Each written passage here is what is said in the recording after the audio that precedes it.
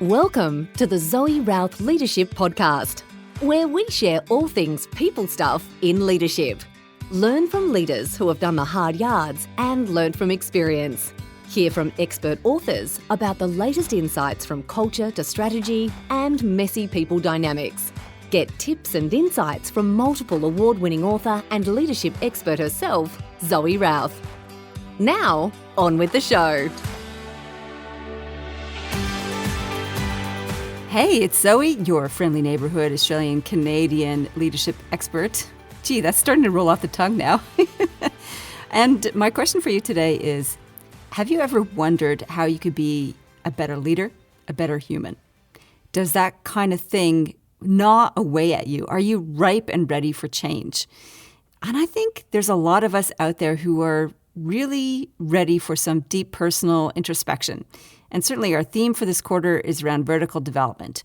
How can we expand our sense of self and our perspective on others and the world? That's what we're diving into this whole quarter. And my guest today is an expert in this area, and she is a fabulous human herself. Her name is Kate Billing. She's the co-founder of Blacksmith, based in Auckland, New Zealand. So you get her lovely Kiwi accent happening. I met Kate a few years ago when we first joined Thought Leaders Business School together. And she talks only briefly about that in the interview. And both of us experienced a massive, deep personal journey on the professional journey in Thought Leaders. And both of us are also personal development, I don't want to say junkies, obsessives, aficionados, dedicated practitioners. That's probably the best word. Dedicated practitioners to personal development and leadership development, because the two are intertwined. If you're going to be growing and evolving as a leader, you need to be growing and developing as a human. So in this interview, Kate and I dive into how do we go about doing that? What does transformation look like and feel like? And how we can go about supporting one another to do that. So she's just a delight. I'm sure you're going to love this interview. Just before we join Kate, I wanted to share a resource with you from our sponsor, the online courses at Interplicity. For all those personal and leadership development tragics, practitioners, obsessives like me and Kate, you'll find some fabulous online programs with trainers on live calls and interactive cohorts of participants. Highly engaging stuff. Go to interplicity.com and use code ZOE100, that's ZOE 100, to save $100 off any tuition. And now, on to Kate. Oh my goodness, Kate Billing, all the way from Auckland, New Zealand. I've been looking forward to this conversation for so long. You're one of my favorite humans on the planet. Welcome to the show. Thank you very much, Zoe. And that's quite an honour to be introduced like that by you. I've since you first said, hey, we should chat, because it's been a while since we've had the opportunity to do so in the real world, thanks to the current situation. It's nice to be able to do it through a screen. Anything will do, like connecting through a screen, waves, whatever. Yeah, I hear you. It's good to be in connection. So, we have so much to talk about, and I love our conversations because we talk about all things human, all things leadership. And just before we hit record, we were talking about your work at Blacksmith and your work as Kate Billing, as is all about developing the human. And one of the things I think I would actually like to chew on this a little bit with you. You know, what does it mean to be a better leader? Because there's a judgment in that qualifier, right? To be a better leader. So what does being a betterer leader mean to you? Yeah, I think it's interesting, the story that we tell ourselves about words and through words. You know, that whole meaning-making piece is an important part of our humanness. For me, better means better than I was, rather than better than an ideal. It's always measurement of self against past self and against future self, in terms of how do I want to show up, what's possible, knowing that, you know, what better means changes as I live into that better. As I become the next version of better, what's possible about being better beyond that changes. So you can't know, it's an unfolding path, and it's a very personal one. I do believe and see lots of evidence for this leaders being told off if I can put it that way, for not being good enough. And I think that could be a story people have about the concept of better. It's like, here are all the completely fill-in-the-blank, unreasonable ideals for you as a leader and about how you're not doing a great job and how you need to be all of these things to all things and all people and all business and, all of the schools of thought about what good leadership, great leadership looks like, that I think it's really easy for people to get into kind of stuck in an inertia bubble of what does good look like, what should I be aiming for, where am I at, what does better mean for me. Yeah, I think there are lots of sticks to beat leaders with about how they're not doing a good enough job at the moment, versus actually saying, well, where are you at? You're doing the best you can with what you have, hopefully, so how can you be more conscious and deliberate in the creation of yourself and the practice of your leadership? No, I think that was the seeds of great astuteness in there. How can we become more conscious and deliberate? So that, I think, is probably at the kernel of how to be better, more conscious and deliberate. Totally. And it's seeing ourselves as a conscious creation of which we are the creators. Creators of ourselves. Yes. Yeah. So the work that you do is very individualistic in some ways as leaders. So you believe that the human is at the center of all leadership. And I love how you talk about you bring people to the edge of the abyss. The edge of the abyss. I'm like, that sounds terrifying. It's not always, well, first of all, they don't know that's where they're going. And I don't necessarily know when they're going to find it because it's such an individual thing, particularly if people have come in with a learned perspective, like I already know all the stuff and things. I've done all of this stuff before, and it's like, yeah, probably not, but okay, let's just walk a while and see where you end up. And you mentioned the individualistic thing. It's funnily enough, I don't do any one-to-one work. So everything I do is in groups because I'm a great believer in what happens when human beings are together. Yeah, there's magic in coming together. Yeah, even like this. And yet through the screen and with one other person. So what I meant by individualistic journey, it's not like alone on a path. It's sort of alone together in some ways. So tell me a little bit, like, I'm really curious now, what is this abyss concept like? Like, what does that actually mean? Like the edge of the unknown, and what kinds of things are things that are unknown to people? I reckon how it shows up is, for me, when the conscious mind runs out of answers. Like all of the polished stones that people have had in their pockets, the answers they've got for things. Either they've made them up themselves, they've read about them, they've been told them. They're part of a stereotype, sort of mental model of leadership or themselves, or, those ways of seeing themselves, each other in the world. Getting people to a place where the way I experience it myself, I've never jumped out of a perfectly good plane. I love being in planes and I love being on the ground, and I'm not interested in any of the free fall space between the two. Me neither. So... But when I think about what that experience must be like based on other experiences I've had of leaving the security of the plane and hurtling towards ground at terminal velocity, there is that moment of sharp intake of breath and the mind going, what the is going on, that you can have when you come to the edge of a train of thoughts or the edge of a mental model, a belief story where you don't have an answer. So you've run out of rope, jumped out of the plane, whatever. There is a feeling of, I call it existential freefall, of reaching that edge. Either people teeter on the edge and go, holy shit, oh, I don't know, oh, or they're over the edge before they know about it.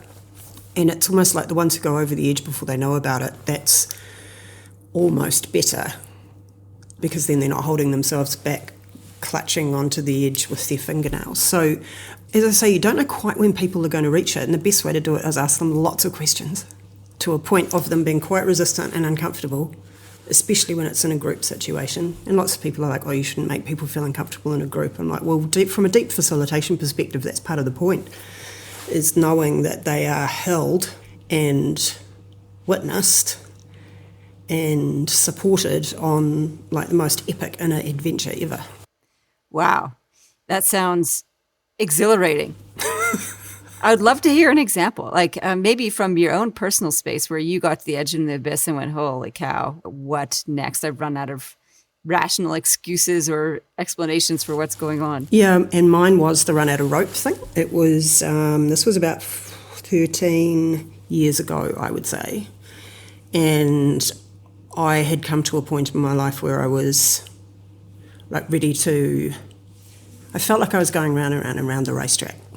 If you like, I was just like, here we go again and again and again, without any sense of that vertical lift. You know, that's the way I think of vertical development. There's a way of thinking about it in terms of cutting down rather than being horizontal, but I also think of it as a direction of travel, about the spiralling up. So what can feel like you're just going round and round in circles, from a shift in perspective, one can see means you're actually spiralling up.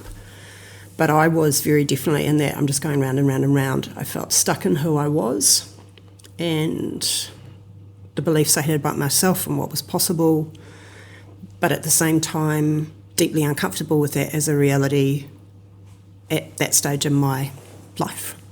And so went and did some, quite deep development work, which I remember actually having this feeling in the conversation with someone in one of these experiences where I said, I feel like I am hanging on the end of a rope off an ice cliff in whiteout conditions with a knife in one hand, and I can either freeze to death on the rope or I can cut it and take the risk on how deep far the drop is. Oh, geez. That was how it felt. Now, I mean, that's because I think some of the things that they're not all like this, and I don't want anybody who's listening to think, holy shit, this all sounds a bit intense. I mean, this was pretty deep. This was pretty deep work for me personally, and it's not my first rodeo, and I was prepared to go there. So you sort of wind up in these situations by your own hand. But it was all about a sense of identity, really, and some pretty deep-seated beliefs that I had about who I was and what was safe to do in the world and that kind of thing. And it was, the point I got to was, I don't have answers for what lies beyond the edge of the rope, but staying where I am is not the solution, so just let go. So what did Kate Billing look like before and after this edge of the rope thing, end of the rope thing? Sometimes it's hard to, when you bust through the edge of a reality bubble, it's sometimes hard to remember what the past was like, but much more contained, still like looking good on the outside. It was more my relationship with myself, I think, rather than anything that anybody necessarily could see. But I had challenges around expressing healthy anger. Did you lash out or did you bottle it up? I had been a bottler all my life. And then as I got more in touch through some of this work with those feelings of unexpressed anger, didn't know how to express them in a healthy way. So there was some lashing out that went out on. So there was this, part of the coming to the edge was kind of making peace with understanding that those feelings are normal and that not allowing yourself to feel them is not normal. It's a healthy defence response. So there was a whole, I think, because of that, and when I learned to do that off the back of this, just let go of the rope, what's the worst that can happen? But learning to feel, again, at that point seemed that I had lots of stories about that. But what happened after that, I think, in terms of the before and after, was life became a lot more colourful, full of opportunity rather than risk, connection, I think, deeper connection with myself and with other people. And if those were the only three things that I got out of it, and that was pretty awesome, but there was so much more of it than that. And I think because of this spiralling idea, we're never done with what happens is, in my experience, for myself and certainly what I see in others, is the more you get used to, if we use some familiar language for people, finding the edge of your comfort zone and going through that, the more you get used to that and the feeling of you just go out, have a bit of an adventure outside your comfort zone and then come back in.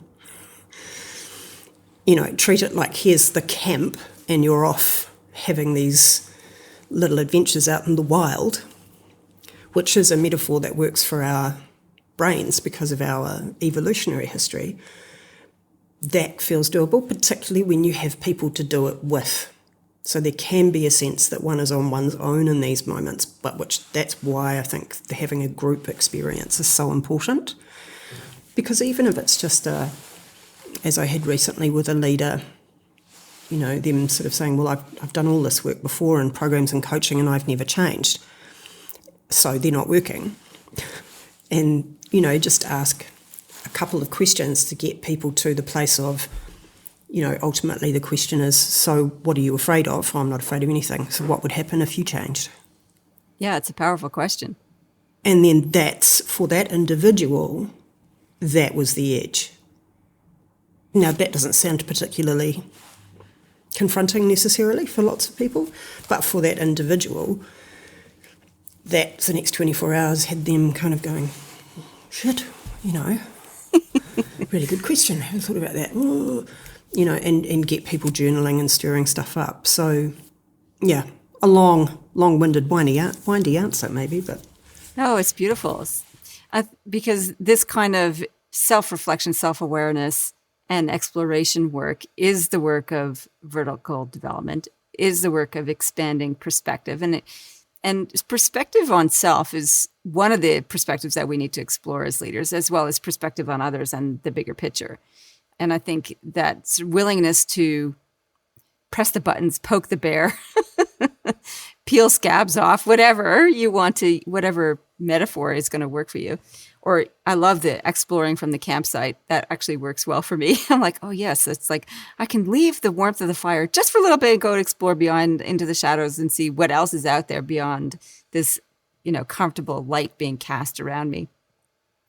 And so when leaders do this work, and so we've described sort of coming to the edge and sitting in the discomfort and playing around in it, what are they like afterwards? And you described it, like it's hard to remember what you were before when you move into a new reality.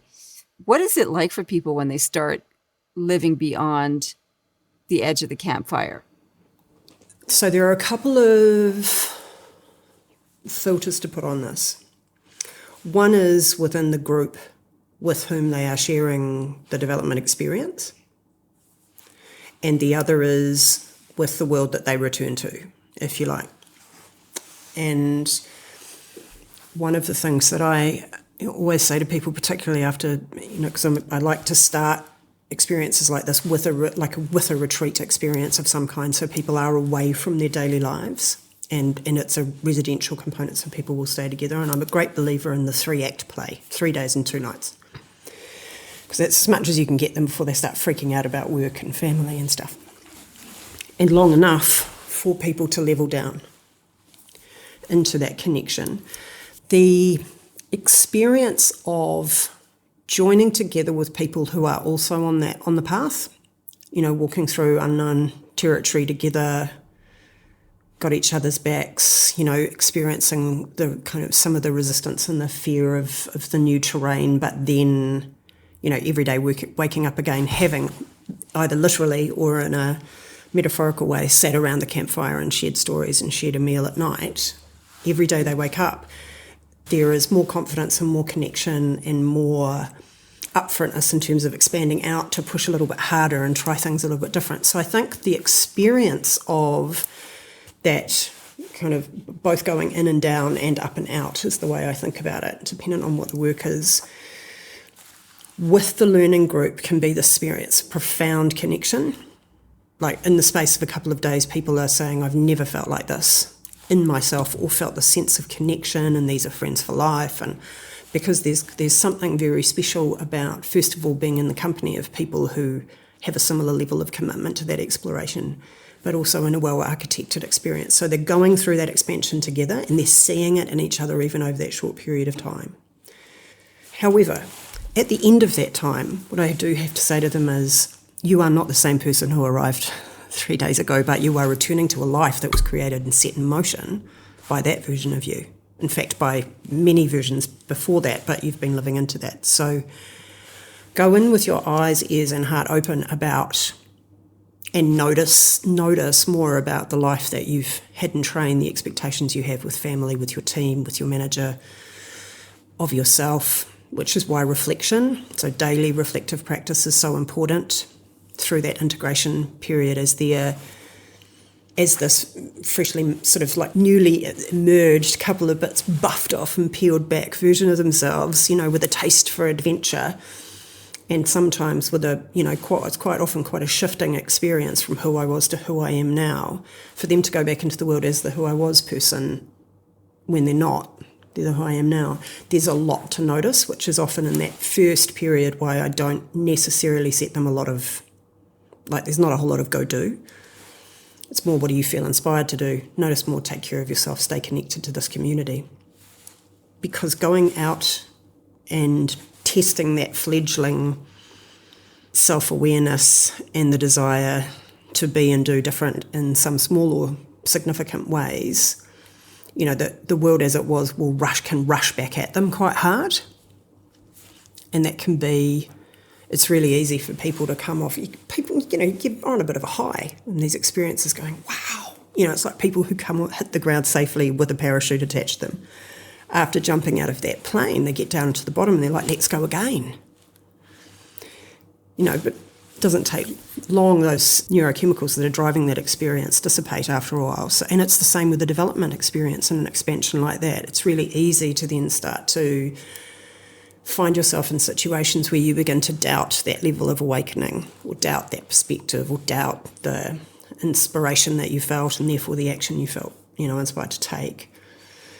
So that's why I think this, creating a bit of a system within the system that they return to from a design perspective and how we put these experiences together is really important. Yeah. I often caution, like in doing especially outdoor experiential programs, which has similar provocations for people, we always caution people, don't decide right now to throw off your marriage, quit your job.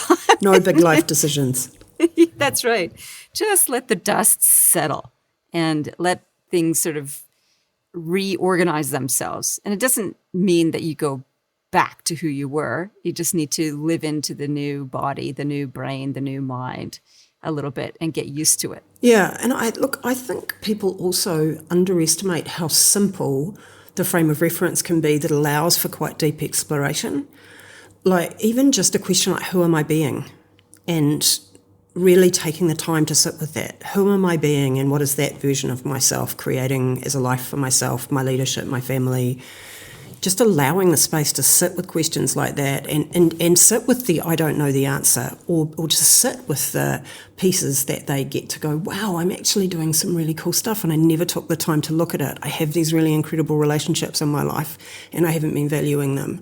Or, man, how did I get to become this person? Because I'm not sure I like them. And I feel very uncomfortable having the space to have to sit with those feelings. I think there's a sense of development needs to be really content driven, and it's about knowledge acquisition, and it's, are you giving me new stuff and have I walked out with some new stuff in my toolkit? And for this, actually the business end, particularly for more senior leaders and just, people who are business owners and solopreneurs and all of that, I find there's more of an appetite for it when people are in kind of midlife, start getting to their 40s and they start for a start, they've had all of the development in the world in terms of horizontal development. They've got tools coming out the wazoo. It becomes less about that and more who you are being as a person and your ability to be present to the beingness of other people in whatever the context is, so that you can decide what to use of the stuff you already know. And that means creating the space for simpler, more beautiful questions that demand more of us in our reflection. They can be that simple, and even like, what are the principles that guide me in my life at the moment? Yeah, it's a big question, simple and powerful. And if I'm living into those things, what are the challenges in living into those things? What are the benefits of it? What's the impact if I live in, these are things I feel deeply are important to me, and if I live into them more, what will happen and where am I not and why not? Just going down in an exploration around something that simple.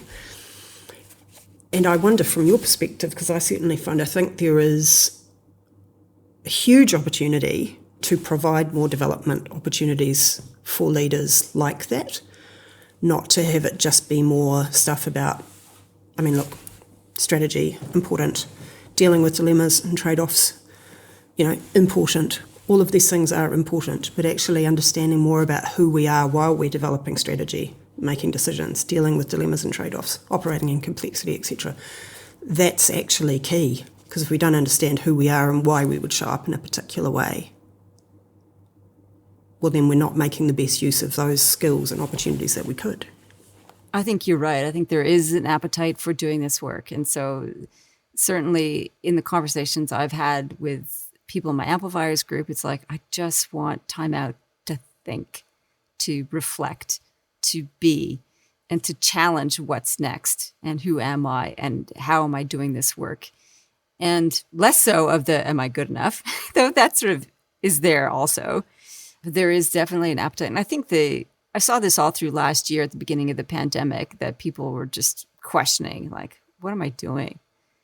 Do I have to go back? Do I want to go back to what it was pre-pandemic? And a lot of people said no, and have deliberately crafted some new journey. And some have wished that and half-heartedly done it, as opposed to really committing to it. So the space to do it, it's not just the space. I think like the company, the people that you're with are really important with that. So I was wondering about that with the work that you do. So it's different when you have a public program where individuals say, yes, I want to do this in the company of other people I don't know, versus taking an organization, a group of leaders who likely know each other or know of each other. Is the work different? Is the dynamic different, or does it play out in the same way? There are definitely subtle differences. Having done it, doing it in both environments where people come together from a range of organisations, or doing it in-house, there are challenges on both sides, I think. When you're doing it with an in-house group of people who come from the same organisation, dependent on how well they know each other, there's a political overlay on it of how open and vulnerable and everything else can I really be. But that's easy to work through in terms of creating psychological safety within the group and building that. And this is why it's important, I find, to start with those more retreat-like experiences together, so people can surface some of the stuff about why they might not and quickly work through that. If there are some of those political, we have to go, back to work on Monday together, versus there being fewer of those boundaries to overcome when people actually, funnily enough, are strangers to each other. It's easier to drop into that. But the nature of the work itself and the conversations is no different. Most of the stuff that I'm doing in terms of when it's into an organisation is either working with women leaders, particularly around this kind of confidence, self-belief, over, examining what I call unexamined stereotypes, like breaking down some of these mental models and understanding they're operating through them, etc. But actually just that, much more of that understanding of how this is the fully human approach, understanding how the brain works, the body works, the mind works, relational dynamics, how they work, all of these things. I understand what it is to be human, and then understand yourself, and then understand the people you're with and the context. So it's with working with women, and it's also mainly working with what I would call senior talent. So like CEO, exec, next level out, possibly the next level beyond that, depending on the level of the size of the organisation. Because those are the people where, when we start thinking about what might have in the past been called enterprise leadership, that sounds a bit blue suity to me, but is more about, human-to-human networked leadership, about thinking about leadership within a system. Those are the people who are sometimes stuck. They're stuck in a hierarchy that doesn't necessarily allow them to do that. There's still all of this positional stuff. Exec teams are not teams, they're groups of people who are defending their functional corners. There's all sorts of stuff going on where it's an opportunity to say, let's just be people. And that means sitting with our humanness individually and collectively, and understanding how that's working for or against us. So my experience is there's huge power in collective development like this for groups within an organisation. And it tends to be, I think everyone can benefit from it, but there is more up for itness with those more senior leaders because they've already had all the stuff and things, development. And particularly at the moment, they can't go pop on a plane and go to Stanford or Harvard for a 7 to 10 day lovely experience, which is an out-of-body experience. They're away from the organisation. It's great for that single leader, but how does it come back to the organisation? Whereas if an organisation is saying, we want to invest in more of our leaders because we're not spending so much money on individuals, and we want to do something that's different and that will really support our people in uncertainty, complexity, and that provides them with something that helps make the most of all the other investment we've made in them, then the sort of stuff that you and I do around this, being human piece is where it's at. And I think more people are open to that. I think so. Yeah, like when you have such a massive global crisis unfolding and we're all immersed in it, there's no escape from it, then it does create prompts for asking big questions, So for example, being stuck in lockdown, are you happy with the people you're stuck in lockdown with? Is it a tragedy? Is it an opportunity? Can you have better conversations as a result of it? Or do you need to clarify things like, now is a good time, and bringing people together to be more human. It's people just hunger for that deeper connection and so on. So I'm curious, Kate, how are you doing this work now for yourself? Like 13 years ago, you went on a powerful experience. Do you do it in fits and spurts? Is it deliberate and scheduled? Tell me a little bit about your own journey. Yeah, well, that piece 13 years ago was over 2 years. I did a lot. I committed myself to radical evolution, just go hard. It is an ongoing thing for me, but every 7 years or so, if I look back at the pattern, there is a committed experience that I get into about cracking things open to the next level. So 7 years ago, I went and did the Mary Stacey, who's an incredible woman based out of Canada. Go Canada. Go Canada. She's the founder and the principal organiser of a thing called the Burren Executive Leadership Retreat, which is run out of the Burren School of Art. It's I think the only independent contemporary art school in Ireland. And it's on the West Coast, and I went to a retreat there. It was 4 days, life-changing experience. And then you and I have met at the Thought Leader Business School. And so I got into that about 4 years ago, not because it's a personal development experience, but you will have to grow, as the saying goes. And that has been part of it.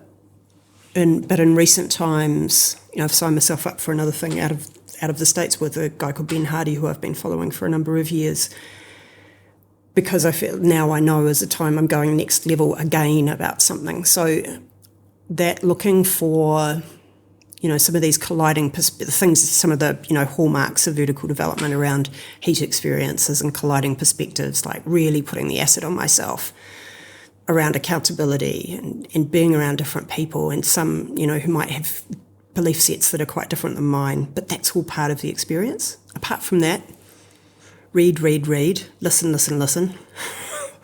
think, write, talk to people. It's got to be an ongoing commitment. I love that. So it's the drip feed of read, write, listen, and the plunging into an experiential program. What are you reading right now that's stretching your thinking? Before I answer that, I will just say also that I'm sure you find the same. I find doing this work with other people, facilitating this work for other people, is where I grow as well. I'm learning and growing every single time on my own journey, and I make that actually part of the work.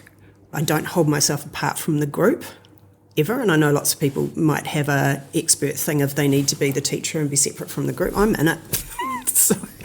And I'm overt about it with people. It's like I'm here to grow as well, guys. So what am I reading at the moment? I have my favourite book to recommend at the moment is The Big Leap by Gay Hendricks. No way. Wow. Which I love. He's just released another book called The Genius Zone, which I have yet to read, but The Big Leap is also, and it's sort of based around the idea of upper limit problems, which is, there are four of them. I won't give the game away, no spoilers here. But there are 4 specific upper limit problems that people have, and how we, through those, keep ourselves from the health, happiness, wealth, success that is all possible for us. They're based around this fundamental belief that we don't think things should go well all the time. So, loving that. I like to read something different at night. I can't read that sort of stuff at night. So I have just finished reading Green Lights by Matthew McConaughey at night. And it's so good. Such a character. And I have just started reading Andre Agassi's Open for a second time. My next morning book is The 10X Rule. The 10X row? 10X Rule, R-U-L-E. Rule. Yeah. Righto. About 10X ambition and 10X activity, exponential results. 10X Rule is by Grant Cardone, C-A-R-D-O-N-E. The other thing I would say is I know that you're often interested in what people are listening to in terms of podcasts. I love podcasts, and I've fallen in love with audiobooks now, which is good because it means I can read/listen to a lot more. The 2 things that I would recommend, because they're 2 of my favourites, one is the Psychology Podcast by Scott Barry Kaufman. He is such a delight. His latest book is Transcendence, and he is a humanist psychologist and a mad fan of Abraham Maslow, but reimagining Maslow's sort of 75-year wisdom into the modern context with the benefit of all of the research that's been done since he originally came up with the hierarchy of needs. And he's just the most humble, fun, dorky, smart dude. And his interviews are always glorious. And the other one that I would recommend to people is Finding Mastery with Michael Gervais. And he's a sports performance psychologist, ex-surfer. He's just, good dude. I just love listening to people who are smart and humble, and just basically every podcast is them nerding out with some other beautiful big brain person. That's always good. So other nerdy people like us can go, ooh, I can nerd out a lot. I know, my husband, and we listen to them often in the car when we're driving between Auckland and Taupo, and he's told me off because I'm not allowed to squeal suddenly because I get really excited by some of the things. I'm a complete nerd. I'll squeal with excitement, or I'll want to pause it and talk about something, and he's like, God, it's just dangerous having you listening to these things while I'm trying to drive. Oh. So I thoroughly recommend both of those to people. Beautiful. Thank you so much for that, Kate. Where can people learn more about you? Like, where would you send them if they want to investigate you more? If they want to investigate me more. You're welcome to come and say hi on LinkedIn, or just follow along. Or our Blacksmith website is going to be undergoing a bit of a rewrite over the next, between now and Christmas, because things are evolving there a bit. But that's blacksmith.co.nz if they want to go and have a look there. Beautiful. That's wonderful. Kate, it's always such a pleasure speaking with you. I miss you so much. I wish I could give you a big hug in person.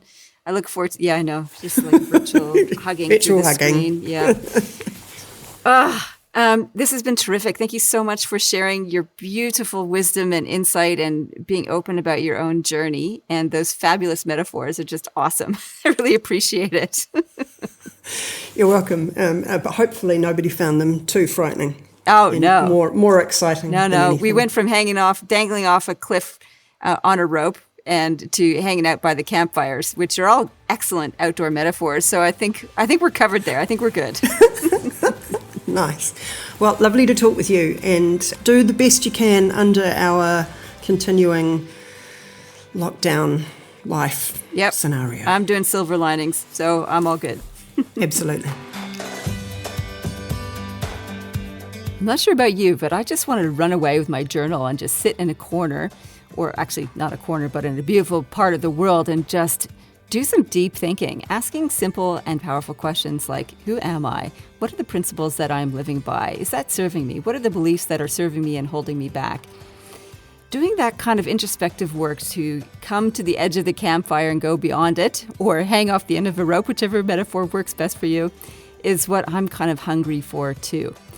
I'd love to hear what you got out of the show, what your observations are. If you've had your own end of the rope kind of experience, that would be really cool to explore. You can email me at zoe@zoerouth.com or sing out on LinkedIn. That's the other place I'm usually hanging out. Or on our podcast page on Facebook. That would be love to have a conversation with you there.